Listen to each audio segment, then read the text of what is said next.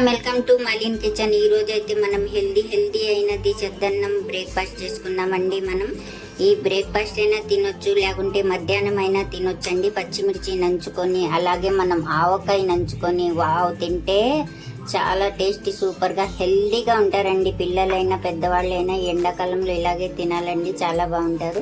ఈ రెసిపీ నచ్చితే like, share, comment, subscribe చేయండి. మర్చిపోకండి మీ ఫ్రెండ్స్కి షేర్ చేయండి. వీడియో చూడాలంటే నోటిఫికేషన్ ఆన్ చేసుకోండి. వీడియో అయితే పూర్తిగా చూసేయండి. వీడియోలో ఎలాగుందో అలాగే చేయండి, అద్దురిపోతుందండి. ఈ రెసిపీ అయితే బాగా చూడండి. Thank you. ఫస్ట్ అయితే మనం ఒక బౌల్ తీసుకోవాలి.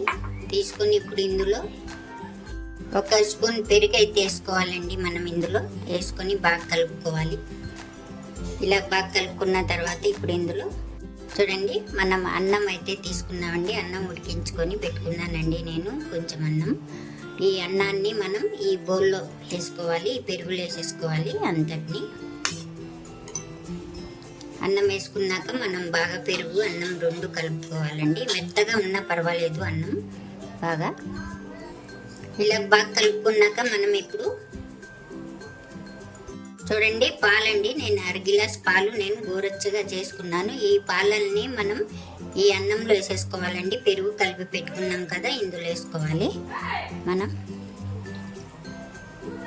వేసేసుకొని బాగా ఇలా కలిపేసుకోవాలి. మళ్ళా అంతా ఇలా మనం బాగా కలిపేసామండి. పాలు పెరుగు అన్నాన్ని బాగా కలుపుకున్న తర్వాత ఇప్పుడు మనం మూత పెట్టేసేయాలండి.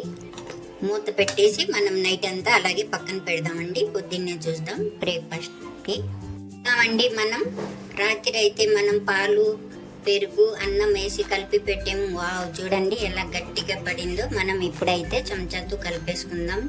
వావ్ చాలా బాగుందండి. ఇలాగైతే మనం బాగా కలిపేసుకుందాం. చూడండి ఎంత గట్టిగా బాగా అయిందో అన్నం. తగినంత సాల్ట్ వేసుకోవాలండి.